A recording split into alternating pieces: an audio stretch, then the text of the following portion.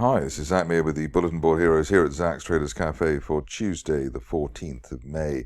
Starting off with the FTSE 100, which is within this rising trend channel, in this case from back in January.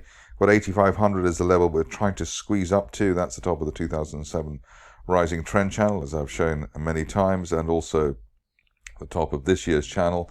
We're looking for that at least, 8,500 at least to be hit, while we're above resistance on the way up around 83.30, 83.40. Obviously, at the moment, it looks like the market's finding support at and above 8,400, which is quite an achievement. Moving on to the DAX, and here we've got the market consolidating, possibly ready to test the old March-April resistance around 18,500 as new support. But a rising trend channel there from back in October, at the top of the channel there, 19,300, which we're looking for by the end of next month, while we remain above the recent or the late April resistance around 18,200. Moving on to the Dow, and here the picture still reasonable. We've filled that gap, the gap down that we had at the beginning of April, that level there around 39,500. Like to see this market get back above that, end of day close above that, and then give it the chance of heading up to 41,000 by the end of next month. Nightmare scenarios, we've got to test the 50-day line, currently rising at 38,800 one more time. Moving on to Bitcoin, and here picture at the start of the week slightly better with the new support point at the 60,000 level. Still need to break that 50-day line, 65,300, and that March resistance line at the same level. If we can do that, then we could be back above 70,000 by the end of this month. RSI still failing at the neutral 50 level. There's a third failure there, so that would normally, if you're an RSI fan, you'd normally be saying that that is a sell signal down to at least the initial May support there, 56,500. Nightmare scenarios, they've got to test that 200-day line at 51,000 and old February support before we head higher. Haven't been below the 200-day line since back in October. Next up is gold, and here it was well behaved at the start of the week, and current situation is that we are testing the floor of that rising trend channel, the February one. Obviously, we don't quite know how wide that's going to be. The nightmare scenario at the moment would be that we have to test the 50-day line there at 2280, 2280, 2290, basically post-April support, and that's been our nominated support zone. If we do fail, otherwise we want to see end-of-day closes back above 2365 to give us the chance of retesting last month's peak at 2448 by the end of this month. Moving on to the stocks, and starting off with one of the slower movers, African Pioneer. You can see though that we have broken a line of resistance from basically this time last year.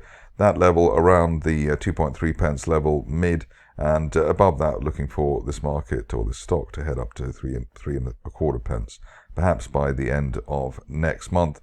The reason for inclusion today and the relative optimism, even though this is not a great mover, is the way that both the 50 and 200-day lines are now rising, which suggests they're going into a golden cross, which may give this situation some much-needed momentum. On to Caspian, and here the picture, a nice one actually, because the shares have just almost exactly hit that red resistance line target there around 4.25 pence. Obviously they've come back since, but while we're above the 50-day line at 3.1 pence, looking for that to be retested. And as you can see, the main resistance there for the stock around 4.5 pence. Maybe that's a target for next month. On to Capital Metals, which had a decent announcement today. Here we're just breaking through the rather pesky resistance zone, 5.4, 5.5 pence, looking for 7.5 pence, I suppose at this rate by the end of next month, but hopefully sooner than that, while we remain above the 50-day line around 4.2 pence. Next up is CleanTech Lithium, which had decent news again today. Here the recovery continuing apace. Our initial target there, I suppose the initial target there was around 16 pence. Next one around 21 pence, and above 21, looking for that gap down from November to be filled at 25 pence. Ideally, by the end of next month, we're somewhere up at November resistance in the low 30s, having pushed through that 200-day line. We haven't been above the 200-day line since back in October. So hopefully we can get that in coming weeks. Upside value while we're above 20 pence. Recent support. Moving on to a stock which I don't cover very much, and I don't think anybody else does either, EKF. Here you can see that we've got that wide rising trend channel from last June. Top of the channel there, 42 pence. Looking for that perhaps as soon as the end of this June, given that last June was May, June last year was a bit of a rally for the shares. We've got the 50 and 200-day lines both rising, so probably a few days away now from a golden cross. RSI's bounced above neutral 50 as well, so this could be the time when we get a little bit of movement on EKF. Upside value while we're above the floor of that channel at 27 pence. Onto one of the bulletin board heroes' greatest hits of the recent past, which is Faron Pharmaceuticals. Here, initial target there around 155, 156. Next one was up to 203. Above 203, we're looking for not only the 200-day line there at £2.50, which is basically the old support, pre-February support, but also a best case flick up to £2.84, and that purple resistance line projection from last June. But the upside here, valid while we're above that £2 zone. On to a really difficult situation, a very, very fiddly one, which is Jersey Oil and Gas. Here, obviously, not a great run since November. Just the first sign here of a turnaround. The turnaround coming in the form of a bear trap rebound. So a bear trap from below the old March support there, £1.46 above that. Looking for the top of that falling trend channel from back in February at £1.61, maybe as soon as the end of this month. A bit of bullish divergence as well, in the sense that we went lower for May, but the RSI traced a bit higher, so that's a double signal there for Jersey, and it looks as though yesterday's price action may have shaken out a few weak hands at the low, which is the sort of thing the market does. Moving on to LifeSafe, and here looks like we're just hooking up for another attempt at getting up to that 200-day line. That's at 23, 24 pence. Looking for that by the end of this month, while we remain above a recent March resistance around 15. So above 15, looking for 24 on LifeSafe.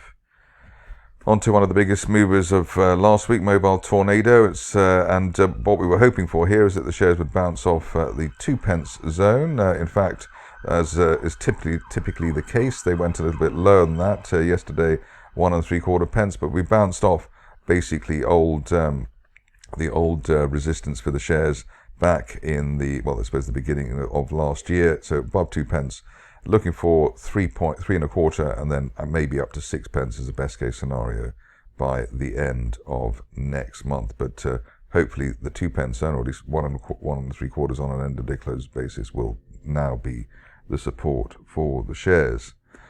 Stock which had an update today, Newmark's Security. Here we've got a rising trend channel, not obviously the most dynamic of situations, but a 3-year trend channel heading for £1.20. Anyone's interested in that sort of slow burn type of move, looking for that while we're above the low 90s and the 50-day moving average at 87 pence. Moving on to OPG and OPG Power Ventures. Here we gapped up within a rising trend channel. That's been in place since the early part of 2022. The recent support around 10 pence, which was old resistance last year, so above 10, looking for 15. Hopefully by the end of next month, maybe up to 18 is a best case scenario there for OPG. On to the last few. The first one, a real animal in terms of the price action. Obviously, you can see that the gaps down didn't do anybody any favors, nor did the one-day spike that we had in February and the sell-off from that. Current situation, though, is we've got one of our best setups, which is a bear trap island reversal, so gapping down to new lows and then gapping up off those new lows. Initial target here up to 8 pence. The best case scenario would be another spike type thing up towards the 200-day line at 15 pence. Obviously, this is not for widows and orphans, and anything below the floor of the gap there, and mid-April resistance at 4 and 4.8 pence would scupper the falling knife buying scenario. On to Sareum, which has done us proud in the sense that it looked as though it was bouncing off a falling 50-day line, a strong signal, in fact, a U-shaped turnaround there, and really looking for the initial target here, 45 pence, which looks as though it's achievable by the end of this month. If you're a fan of the shares and expecting a greater recovery, that could be along the lines of the line I've drawn there, but obviously let's get at 45 pence first, and the 200-day line currently at 55, but very interesting turnaround there for Sareum. Finishing off with Vast, which sort of rather reminds me of the Premier African situation in terms of the lay of the land, but and also at the moment the lay of the chart. Here we've got a potential rising trend channel base, and above the 50-day line, 0.37, we could retest the April resistance at 0.5 pence by the end of this month. But obviously this stock, rather like Premier, has a habit of raising money, so we'll see if that comes through. That's it for me today. More updates tomorrow.